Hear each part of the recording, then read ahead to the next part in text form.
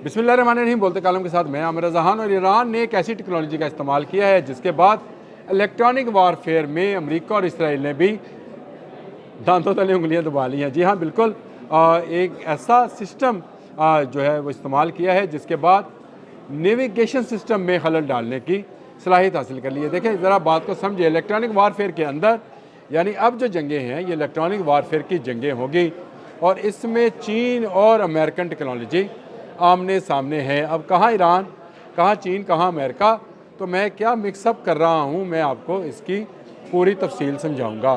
देखें जो दुनिया भर में राइस सिस्टम है उसके तहत बहुत सारे नेविगेशन सिस्टम जीपीएस की मदद से चलते हैं और उसके लिए सैटेलाइट यूजिंग की जाती है। यानी सैटेलाइट जो हैं वो फ़ज़ा में छोड़े जाते हैं, जो वो ऊपर जाल बनाते हैं और उसके बाद इस जीपीएस के ज़रिए नेविगेशन रास्ता तलाश किया जाता है। रास्ता कौन तलाश करता है? ड्रोन्स, मिसाइल्स और आपके इंटरसेप्टर्स, आपके जहाज़, आपके बहरी जहाज़, ये तमाम वो चीज़ें हैं जो जीपीएस के ज़रिए कंट्रोल की जाती हैं और ये अमेरिकन सिस्टम है।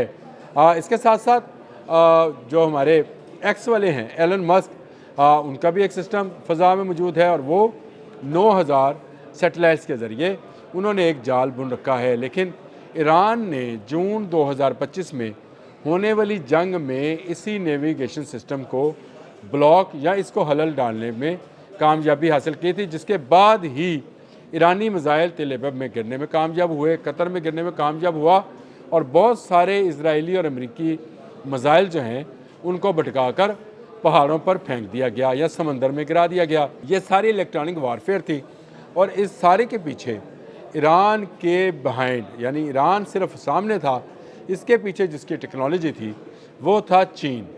अब चीन की ये टेक्नोलॉजी जो है इस वक्त पूरी दुनिया से ना सिर्फ छुपी हुई है और चीन इसको जहाँ चाहता है, जैसे चाहता है इस्तेमाल कर लेता है। आपके लिए ख़बर ये भी है कि जो पाक भारत जंग हुई उसमें भी इलेक्ट्रॉनिक वारफेयर से ही पाकिस्तान ने कामयाबी हासिल की थी और उसमें भी चीनी हकाम ने ही पाकिस्तान की मदद की थी, जिसके बाद पाकिस्तान उनके जहाज़ों के नेविगेशन सिस्टम्स जो है उसको ब्लॉक करने और उनके सेंसर्स और रडार्स को बंद करने में कामयाब हुआ था, जिससे उनके 8 जहाज़ जो है ज़मीन बोस हो गए। और यही तजर्बा जून बिल्कुल एक माह बाद मई में ही हमारा मुकाबला भारत से होता है।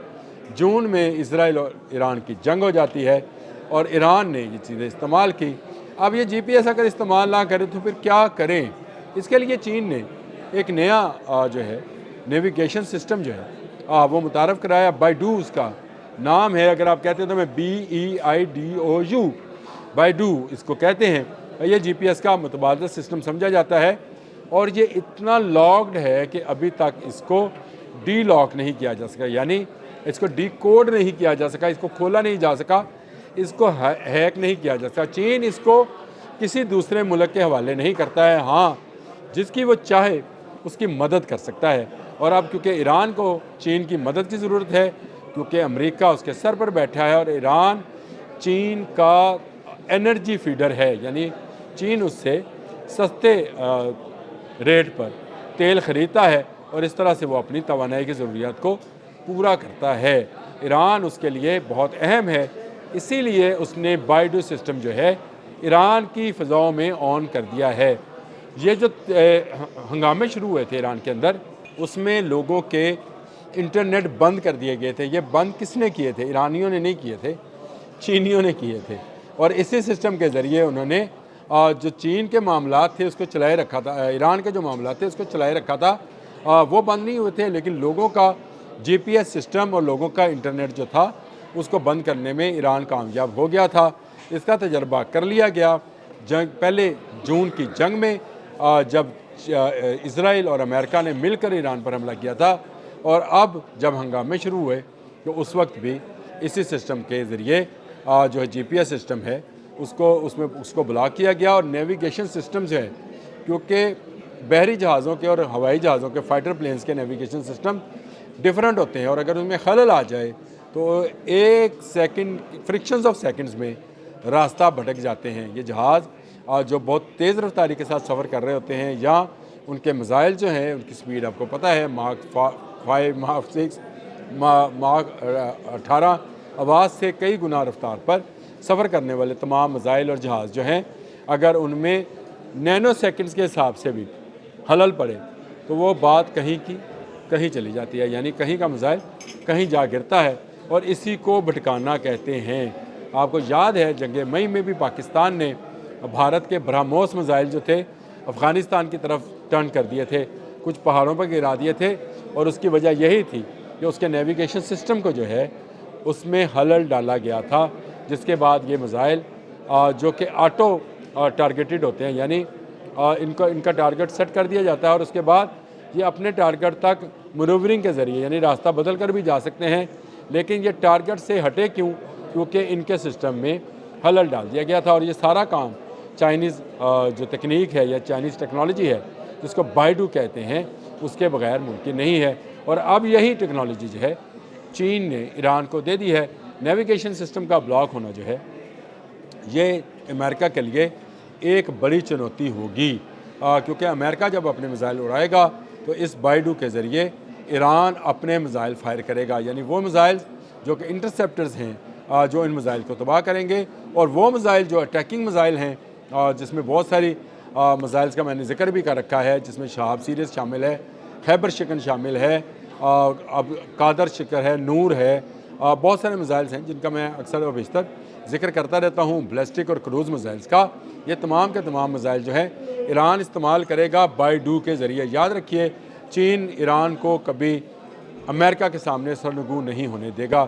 دو ملک ایسے ہیں جو اس وقت ایران کی پروٹیکشن میں ہیں، ایک رشیا، میں نے کل رشیا کا ذکر کیا تھا، آج میں چین کا ذکر کر رہا ہوں کہ چین نے وہ ٹیکنالوجی جو الیکٹرانک وارفیئر کے اندر آنے والے دنوں میں امریکہ کے خلاف استعمال کی جائے گی اور امریکہ کے میزائلز کو بھٹکا دیا جائے گا، یہ بائیڈو ٹیکنالوجی جو ہے چین ایران کو دے چکا ہے، اور اس کی مختلف ذرائع سے تصدیق بھی ہو رہی ہے کہ ایران نے نہ صرف جنگ جون میں بلکہ اب بھی جب اس پر کڑا وقت ہے اور ہر آنے والے دن کے ساتھ ڈونلڈ ٹرمپ ایران پر جنگ مسلط کرنے کے بیانات دے رہے ہیں، اس میں بائیڈو کام کرے گا۔ یہ ایک ایسا نیویگیشن سسٹم ہے جو جی پی ایس کا محتاج نہیں ہے، اور ایران شکریہ ادا کرے چین کا کہ اس نے الیکٹرانک وارفیئر میں اس کو امریکہ سے ایک قدم آگے کر دیا ہے، یا امریکہ کی وہ سسٹمز جو کہ ایلن مسک کا سسٹم ہے، ایکس والوں کا، یا جی پی ایس سسٹمز پرانے سسٹمز ہیں، ان سسٹم سے اس کو آزاد کر دیا ہے۔ بائیڈو ایک ایسا سسٹم ہے جو ابھی تک ہیک نہیں ہو سکا، بائیڈو ایک ایسا سسٹم ہے جو ابھی تک پکڑا نہیں جا سکا، لیکن یہ نیویگیشن سسٹم میں بھی خلل ڈال سکتا ہے، ریڈارز کی انفارمیشن کے اندر بھی خلل ڈال سکتا ہے، اور میزائلز اور جہازوں کو بھٹکا سکتا ہے۔ ایران اب پہلے سے زیادہ محفوظ ہو گیا ہے۔ ایران کے پاس یہ سسٹم آنے سے میں یہ سمجھتا ہوں کہ ایران اب امریکہ کے ٹکر کا ملک بن گیا ہے۔ بائیڈو چائنا کی ٹیکنالوجی ہے، اور جس کو وہ کسی کو دیتا تو نہیں ہے لیکن استعمال کرا دیتا ہے، یعنی وہ اس کی ٹیکنالوجی تو نہیں دے گا لیکن بوقت ضرورت ایران اس کو استعمال کر سکتا ہے۔ اور یہ میں نے آپ کو بتا دیا کہ چین اور روس کبھی ایران کو سرنگو یا گھٹنوں کے بل امریکہ کے سامنے نہیں ہونے دیں گے، وہ ایران کی حفاظت کریں گے۔ ایک کے دفاعی معاملات ایران کے ساتھ جڑے ہیں تو دوسرے کے توانائی کے معاملات جو ہیں جڑے ہیں۔ چین کا یہ بائیڈو سسٹم آ گیا، نیویگیشن سسٹم کا استعمال ہو گیا، خلل ڈال کر دیکھ لیا، اس کا امریکہ کو بھی پتہ چل گیا، لیکن اب ہو کچھ نہیں سکتا ہے۔ ایران اب پہلے سے زیادہ مضبوط ہے۔